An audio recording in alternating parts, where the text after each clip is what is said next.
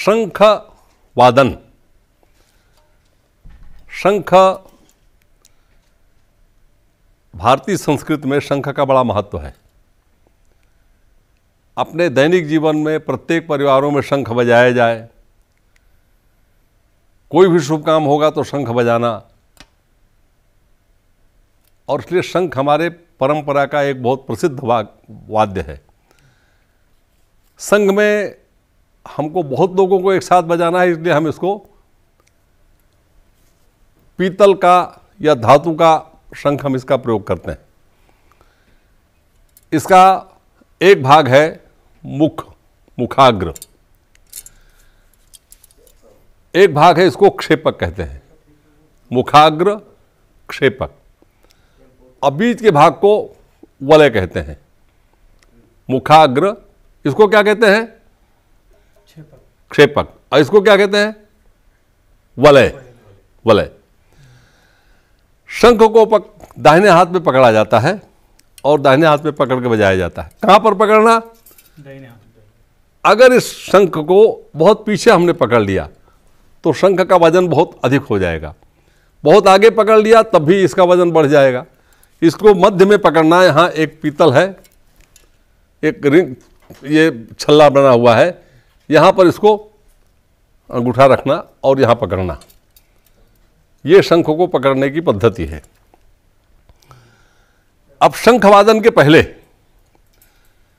सबसे पहली बात है कि जब हम संचलन करते हैं उस तरह एक बार हाथ चलाइए, संचलन की तरह, संचलन की तरह हाथ चलाइए, ऐसा ऐसा चलाइए, दाहिना हाथ चलाइए, आगे आगे हाथ रोक लीजिए वहीं।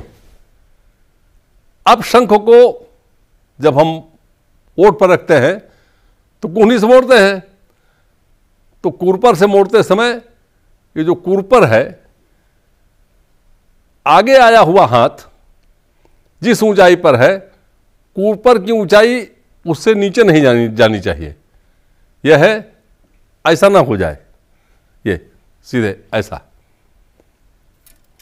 यह है, ये एकदम जमीन के समानांतर, सामने क्षेपक। पहली सूचना, शंख को रखते समय संचलन में जो हाथ आगे आता है उतने हाथ को, उस ऊंचाई को आप अधिक कर सकते हैं, कम नहीं करना है। पहली सूचना। दूसरी सूचना, ये जो मुखाग्र है, इस मुखाग्र को ठीक से देखिए, इस मुखाग्र को देखिए, ये मुखाग्र है। अभी हमने मुखाग्र का ये कर लिया, हमने क्या किया? मुखाग्र का आधा भाग हमने बंद किया, थोड़ा और नीचे किया, क्या हुआ? 1/3 भाग हमने बंद किया, 2/3 भाग खुला है। तो शंख को जब हम ओठ पर रखते हैं तो जहां ओठ समाप्त होता है या प्रारंभ होता है, ऊपर जहां से मूछें शुरू होती हैं, उसके ऊपर और नाक के बीच में शंख को रखना। ये ओठ यहां शुरू हुआ, इसके ऊपर ये एक बार रखिए,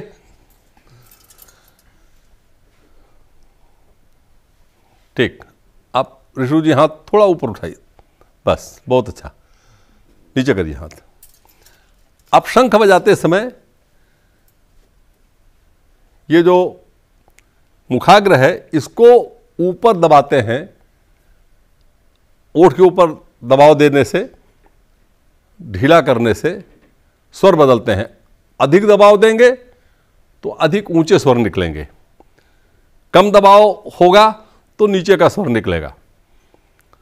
तो दबाव देते समय केवल ऊपर के ओठ पर ही दबाव देना, दोनों ओठ पर नहीं दबाव देना, केवल ऊपर को उठाइए। एक बार आइए हमारे पास, आपका शंख ऐसे रखा, ये दबाव देते समय ये दबाव देना यहां ऊपर, ऐसा दबाव नहीं देना दोनों ओठ पर, यहां दबाव देना। रखिए, 2/3 ऊपर रखिए, हाथ की स्थिति ठीक करिए, 2/3 ऊपर रखिए। कहाँ दबाव देना है? ऊपर के ओंठ पर। ऊपर के ओंठ पर ही दबाव देना है। नीचे करिए हाथ। अब इसको फूंकना कैसे? जैसे अगर मान लीजिए कि हमारे मुंह में कोई तिनका आ जाए तो हम क्या करेंगे? उसको ऐसा निकालेंगे, जैसे ये है, ये क्या करेंगे? हम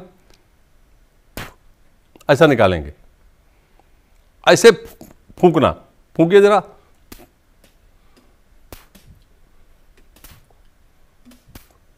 आवाज नहीं, प्रयत्न करिए कि शब्द नहीं आना चाहिए, फूंकना आना चाहिए।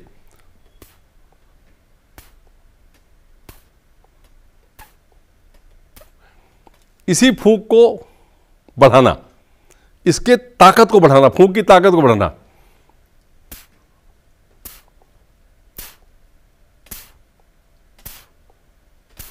यह फूंकने की पद्धति है। 4 बातें हमने बताई।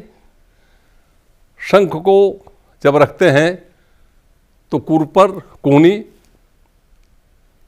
आगे हाथ जो आया है संचलन में उससे नीचे नहीं जाना, 2/3 ऊपर के ओठ पर और 1/3 नीचे के ओठ पर शंख रखना। ऊपर के ओठ पर दबाव देना और जैसे तिनका निकलता उसी तरह फूंकना। अगर ये चारों सूचनाएं ध्यान रखा हमने, इसका अभ्यास करेंगे। अभ्यास करते करते एकदम प्रैक्टिकल होगा तब ध्यान में आएगा। देखिए एक बार, ये हमने ऐसा रखा, ये देखिए, ये अब मैं बजाता हूं। हमारे बजाने के बाद जैसे मैं बजाता हूं वैसे बजाइए। हमारे बजाने के बाद बजाना है।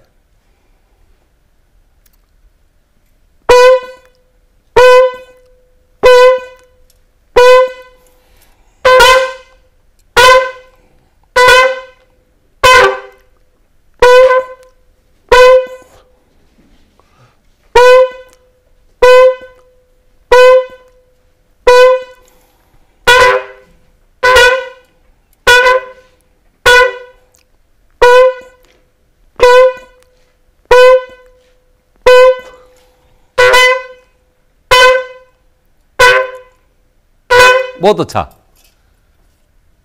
अब सुनिए, जैसा मैं बजाता हूं वैसा बजाइए।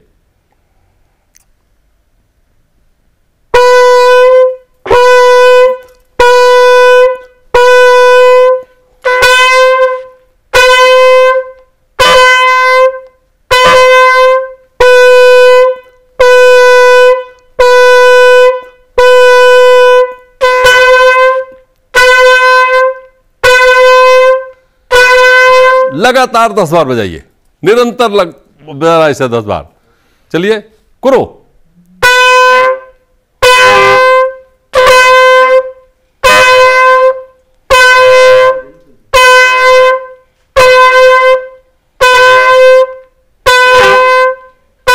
अब देखिए, एक स्वर बराबर वही स्वर आता रहा, दूसरा शंख उसका स्वर बराबर नहीं आया। निरंतर एक ही स्वर को अगर हम 10 बार बजा लिए, इसका मतलब कि वो स्वर बजाने की पद्धति अपने समझ में आ गई। ध्यान में आया? हमारे बाद बजाना।